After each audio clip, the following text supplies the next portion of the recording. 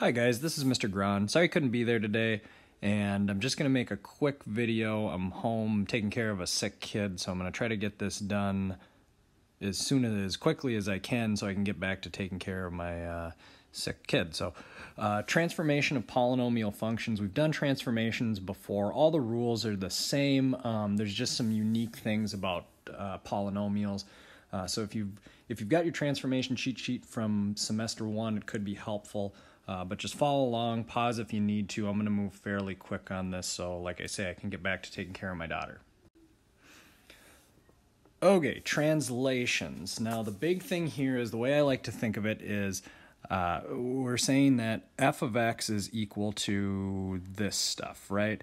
So wherever I see f of x, I'm just going to replace it with the entire equation. If I see f of something other than x, what I'm going to do is take this thing that is not exactly x, the x minus 5, and I'm going to plug it in for x in that original equation. So those are the kind of the two differences there.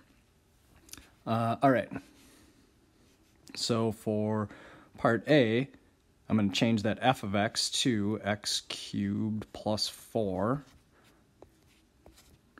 And then we've got a plus 3 on the outside.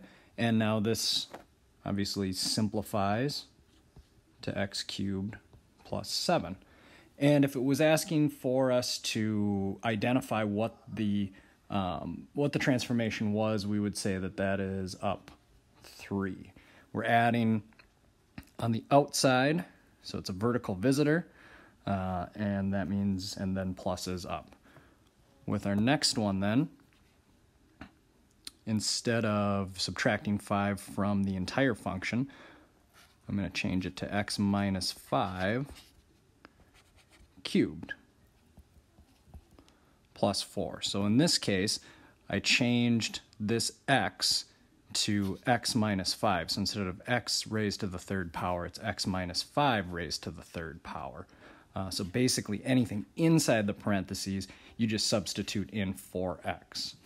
Now, you might be looking back at your Pascal's triangle to try to expand this, and the good news is, what you're going to be happy about is, we're just going to leave it like this. So no need to actually multiply out x minus 5 times x minus 5 times another x minus 5. And if we wanted to identify this, minus 5 on the inside, it's a horizontal homie since it's inside the home of the function, and that would be moving to the right.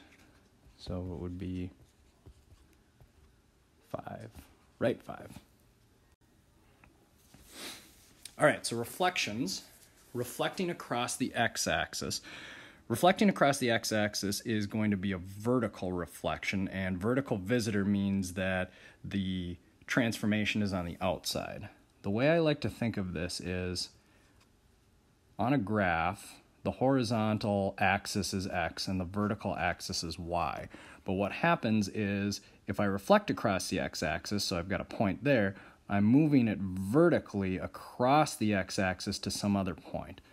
So that's how I reason, which one is vertical, which one is horizontal. Students often get confused because they think that because the x-axis is the horizontal axis, that across the x-axis is going to be a horizontal reflection. So anyhow, long story longer, what we're going to do is throw a negative on the outside of the entire original function in parentheses,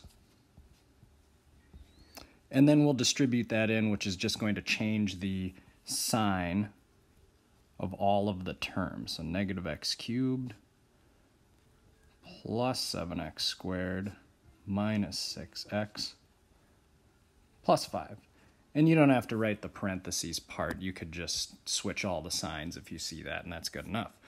Across the x-axis, it's a little bit trickier because it's a horizontal reflection, the negative has to go inside parentheses, so all of the x's basically change to negative x's. So, oops. Negative x cubed minus 7 times negative x squared plus 6 times negative x minus 5. So notice the difference there. With a horizontal, we're changing it to negative x in parentheses and then applying the exponents. With a vertical, we're just changing the sign of everything. The whole function gets put in parentheses and the negatives on the outside. All right, so what is the difference going to be? Well, when I raise a negative to an odd power, as we talked about yesterday, it stays negative. If I raise a negative to an even power, though, it changes to positive. So all of the odd degree terms are going to change sign. So this will be negative x cubed. The minus 7x squared is not going to change signs.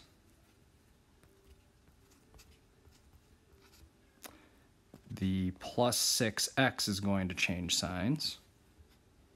So minus 6x. And then the 5 stays the same because there's no x with it.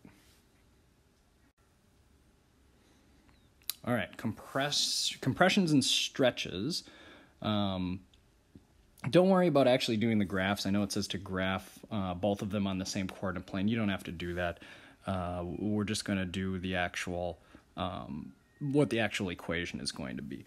So with our first one, the 2 is on the outside, so this is going to be a vertical stretch. And remember, with a vertical, we're not taking the reciprocal or anything. It's exactly what it looks like. So this is going to be a vertical stretch of 2.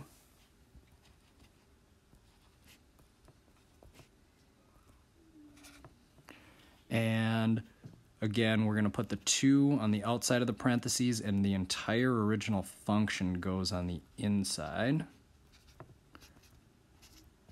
And then now we can just distribute the 2 in. So 2x to the 4th minus 8x squared plus 4. And then we're done. With our other one, it's horizontal. Now we have to think a little bit. Multiplying by 3 is a horizontal compression of 1/3. So horizontal compression of the reciprocal of 3, which is 1/3. Now to actually do this one, we are going to change all of the x's to 3x's in parentheses and then apply the exponents.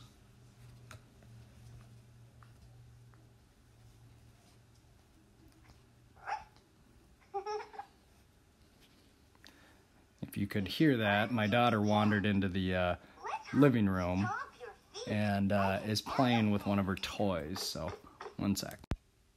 All right, so the important thing here is to remember that you are applying this exponent to not just the x, but also the 3 that's on the inside. So 3 to the 4th power is 81, so that's 81x to the 4th, minus, now this is going to be 4 times 3 squared, which is 4 times 9, which is 36, so minus 36x squared plus 2. Okay, last one. These combination ones. The way that I like to do these is by first setting up the function notation and then applying that to the actual original functions. So what I mean by that is, if we are stretching vertically by a factor of 2, it's going to be 2 times f of x. And if we are shifting 3 units to the left, inside the parentheses is going to be an x plus 3. So that's the function notation for this transformation. Now if I apply it, it's going to be 2 times 3 times x plus 3 cubed plus 6, like that. So I took the x plus 3 and I substituted it in for x. Then I threw parentheses around the entire function and multiplied it by 2 for that vertical stretch. Really, it's going to be just whatever's inside the parentheses gets plugged in for x. Whatever's on the outside is, you're going to throw everything in parentheses and put that on the outside. And then we can do a little bit of simplifying. We don't need to expand the x plus 3 cubed, but we should at least distribute in the 2 and we'll make this 6 times x plus 3 cubed plus 12. Sorry that I ran out of space there. All right, for part B, reflect across the x-axis and shift 3 units up. So 2 vertical things, transformations. Across the x-axis is a vertical reflection, so it's going to be negative f of x. And 3 units up is going to be plus 3 on the outside. So there's your function notation. Now applying it, it's going to be negative. The entire function, 3x cubed plus 6, goes in for f of x.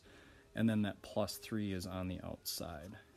Now we can do a little bit of simplification. The minus, the negative distributes in, and it's negative 3x cubed minus 6.